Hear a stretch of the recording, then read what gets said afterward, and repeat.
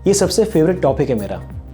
Managing your past life karmas through vastu, क्या कर सकते हैं। मेरा नाम पराग अवस्थी है और मैं एस्ट्रो वास्तु आचार्य हूँ।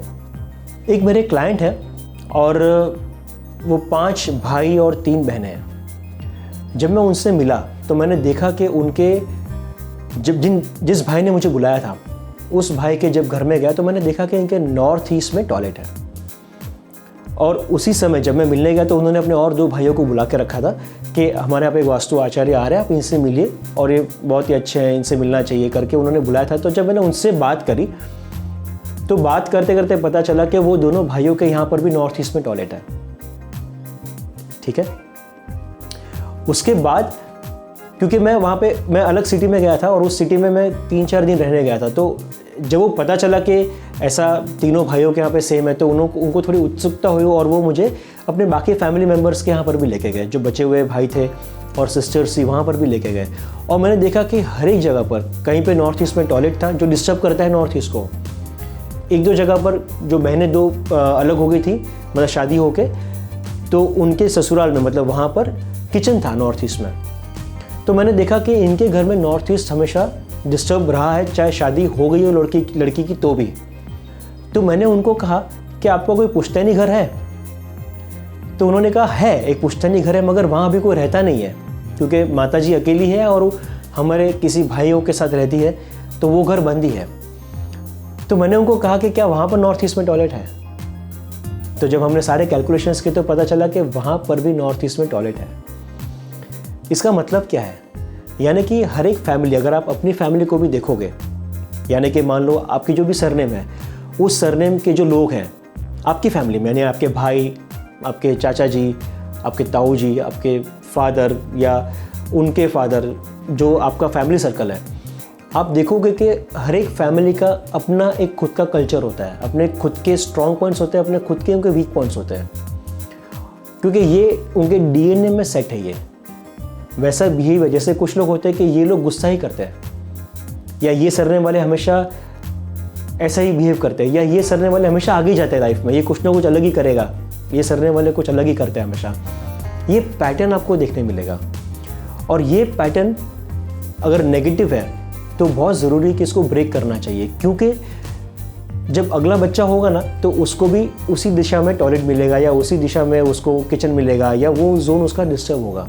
खास करके तब जब आपके नॉर्थ ईस्ट और साउथ वेस्ट में डिस्टर्बेंस हो, क्योंकि नॉर्थ ईस्ट जो है ये अदिति और दिति देवता की पोजिशनिंग है, जो सारे वास्तु पुरुष देवता के मदर है, और साउथ वेस्ट में पितृ देवता है। तो अगर यहाँ पर भी इम्बैलेंस है तो पूरा डीएनए डिस्टर्ब हो जाता है और धीरे धीरे सब खत्म होना शुरू होता है। तो ये 2 डायरेक्शंस अगर खास करके ये है, या कोई स्पेसिफिक पैटर्न आपके फैमिली में कि हमारी फैमिली में तो सब गुस्से वाले, ये सब चिड़चिड़ करते हैं, अगर ऐसा कोई पैटर्न है तो उसको ब्रेक करना किसी एक की जिम्मेदारी बनती है कि उसको ब्रेक किया जाए। और वो कैसे होता है? क्योंकि ये तो पास्ट लाइफ कर्मा से सबको कैसे मिला, ये सबको कैसे मिला? तो एक पास्ट लाइफ कर्मा के साथ आप जुड़े हुए हो और जब उस कनेक्टिविटी में आते हो आप, तो सबको वो एक नेगेटिव एस्पेक्ट या 2 या 3 नेगेटिव एस्पेक्ट मिले हुए हैं जो हमारे वीक पॉइंट्स हैं। आप अलग रह के कुछ बेटर करोगे, लेकिन कुछ ना कुछ एक वीक पॉइंट आपको मिलेगा जो आपका पुश्तैनी का ठीक करोगे तो ही वहाँ से रिजॉल्व होता है। वो एग्जिस्टिंग करोगे तो ठीक है, लेकिन अगर इस लूप होल से परमानेंटली बाहर निकलना है तो मान लो नॉर्थ ईस्ट का टॉयलेट आप ट्रीट कर लेते हो, इस केस में नॉर्थ ईस्ट का टॉयलेट आप ट्रीट कर लेते हो, तो जब भी वो दूसरा घर चेंज करेंगे तो वहाँ पे नॉर्थ ईस्ट में इतना डैमेज नहीं मिलेगा, थोड़ा डैमेज ही मिलेगा, मे बी कलर अलग होगा, कुछ और होगा। उसके बाद जब नेक्स्ट घर में जाएंगे तो नॉर्थ ईस्ट टोटली क्लीन मिलेगा।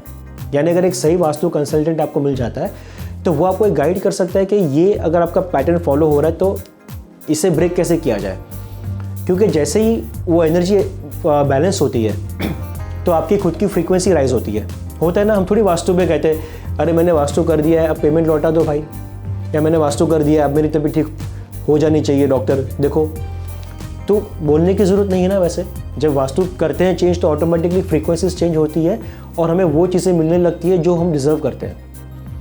तो जब हम वास्तु चेंज करके, जैसे नॉर्थ ईस्ट में टॉयलेट है या पितृ में टॉयलेट है, जब हम उनको ट्रीट करते हैं, जब भी हम उनको ट्रीट करते हैं तो वो एनर्जी थोड़ी बेटर हो जाती है, अगले घर में और बेटर हो जाएगी। उसके बाद जब आप नया घर लोगे ना तो आपकी चॉइस ही ऐसी हो जाएगी कि आपको बाय डिफ़ॉल्ट वास्तु नहीं भी करोगे तो भी सबकॉन्शियसली आप वैसे घर में नहीं जाओगे जहाँ पे साउथ वेस्ट में टॉयलेट है या नॉर्थ ईस्ट में टॉयलेट है, क्योंकि आपकी चॉइसेस चेंज हो गई है। अभी अब आपको अच्छी फ्रीक्वेंसी में रहने की आदत पड़ चुकी है।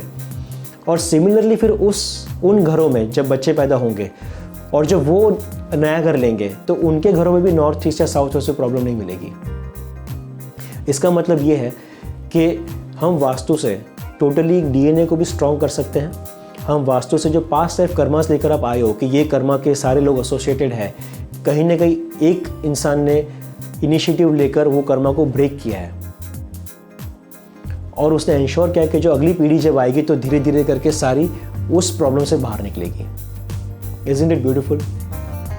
जब मुझे ये समझा तो मेरे लिए बहुत ही ब्यूटीफुल, बहुत ही बेहतरीन ये थॉट प्रोसेस ओपनिंग थी मेरे माइंड में कि जब हम वास्तु करते हैं तो really totally past life karmas और टोटली डीएनए स्ट्रक्चर तक चेंज कर देते हैं, क्योंकि उन लोगों को वो इश्यूज़ फिर कभी नहीं आए।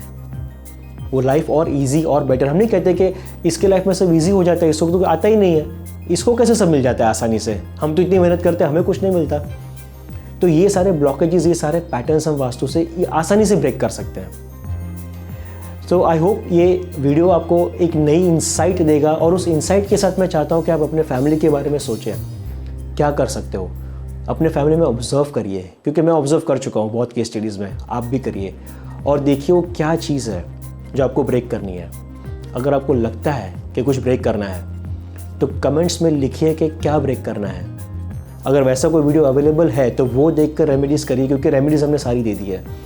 अगर वैसा कोई वीडियो मैंने नहीं बनाया आज तक उस केस स्टडी को लेकर, तो कमेंट्स में लिखिए कि ये वाली वीडियो हमें बनाइए, इस प्रॉब्लम की वीडियो बनाइए, उस प्रॉब्लम की वीडियो मैं बनाकर चैनल्स पे अपलोड करूँगा ताकि आपको उसका सोल्यूशन मिले। Is it fine?